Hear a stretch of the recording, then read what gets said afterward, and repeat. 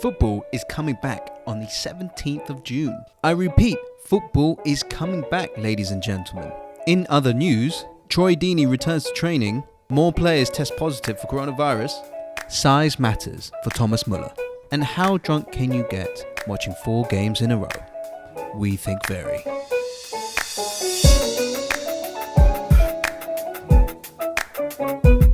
Welcome back to the Football News Roundup on Fickle Sports.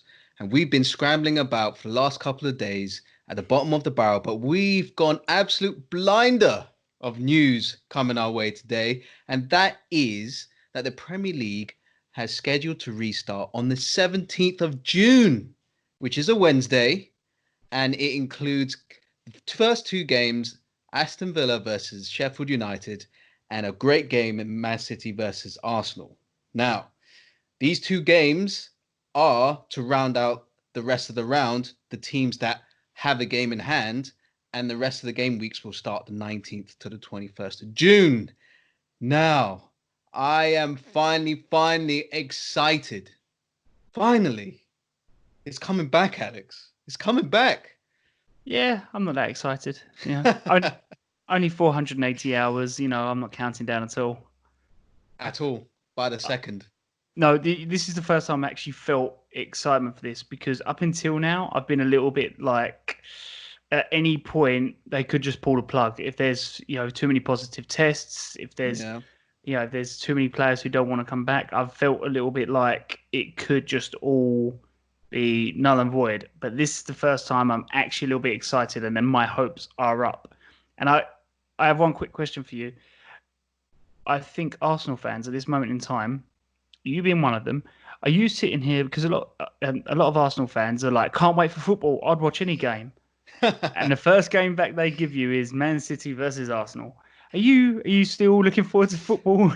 You know what? I think it is a first game back. I think anything could happen potentially, and we've also seen in the Bundesliga that if you have no fans, the home advantage is kind of neutralized. Right, so I'm hoping. Hang on. That is not the only issue that's stopping Arsenal beating Man City.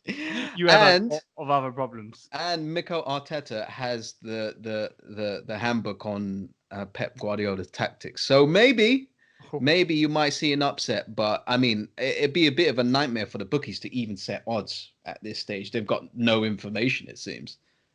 Yeah, it could.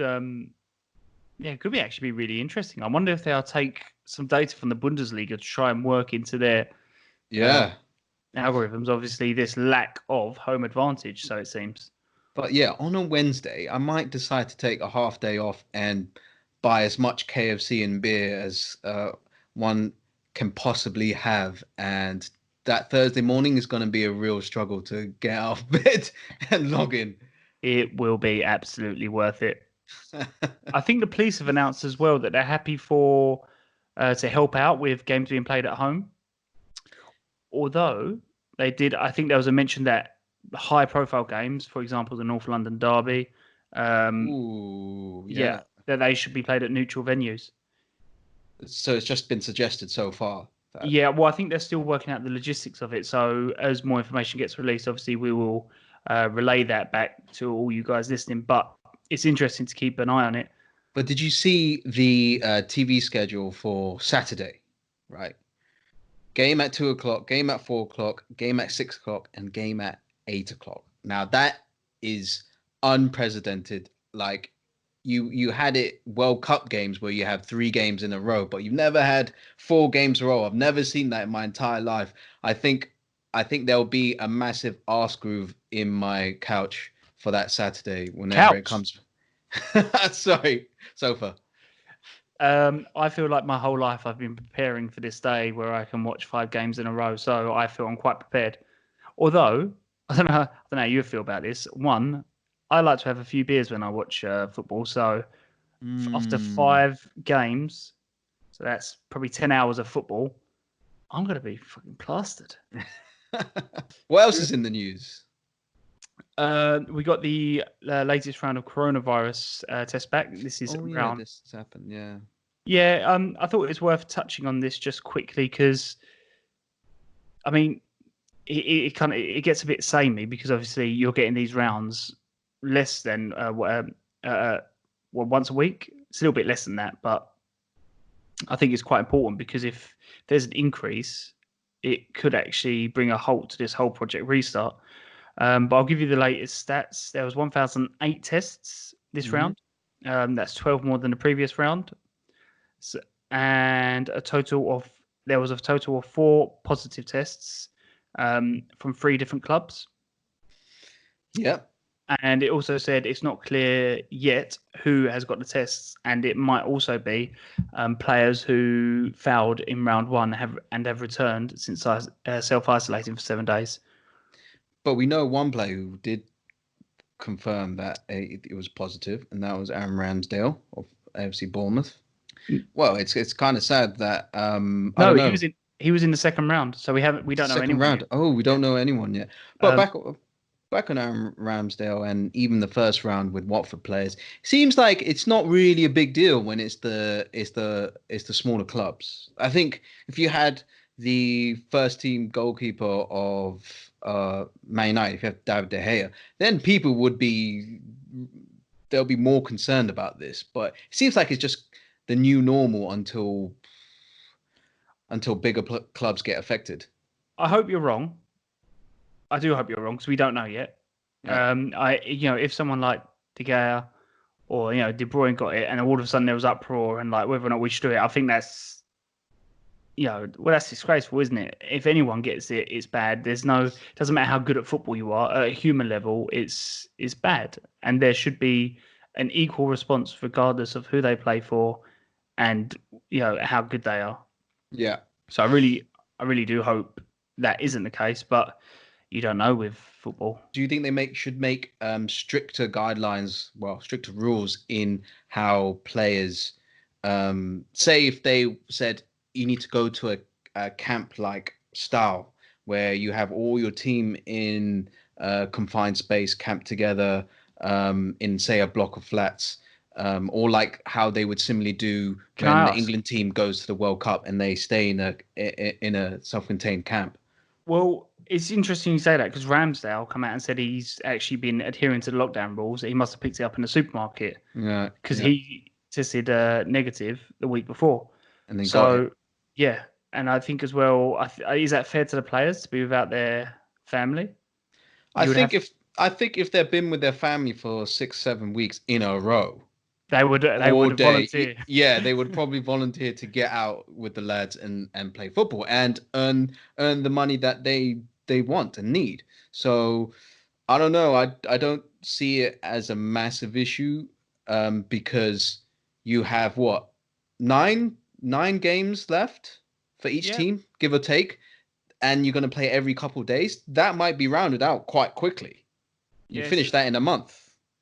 Yeah, essentially it's the same amount of games you'll get in a World Cup. Maybe. Exactly. So I don't know. I think it's something the Premier League needs to keep an eye on and to watch with their eyes open. They need to be open to further suggestions. I wouldn't say they've found the perfect answer yet, but they do need to be open with this. Yeah. In slightly better news, following off the back of this, Troy Deeney, after conversation with the government, is happy to return back to training. Oh, that's good. That is very good. Because, I mean, Watford do need their talisman in the fight. Yeah, and I think it's good that there's clearly been... He was unhappy with certain elements. I have no idea what. He's had conversations with the people that matter when making these decisions, and he's now in a position where he feels comfortable to go back. I think that's really positive for the Premier League. Yeah, it's good that he feels comfortable enough to go back to training, and obviously, hopefully, he gets back to. I was going to say back to form, but I was going to say he was a little bit off form, was he not before? Yeah, well, he returned from injury anyway. But anyway, it's coming back. It's coming back. It's coming. Football's coming back. It's coming. I wonder somehow England will lose on penalties, even though it's the Premier League. But yeah, he somehow done that. Shall I do the funny news? Should we get that in there? Well, I don't even know what this funny news. Hit me with the funny news. Do you know what a funny? So, okay, I say to you, Thomas Muller. What do you think about Thomas Muller as a person? What's the first thing you think of? He looks very, very German, and he's very efficient in his game, which compounds his Germanness. Okay, what about personality-wise? As bland as yogurt. Whoa, mate, you have not been keeping an eye on I've forgotten his I've name, no idea. Thomas Muller. He's ridiculous. He just does ridiculously silly things.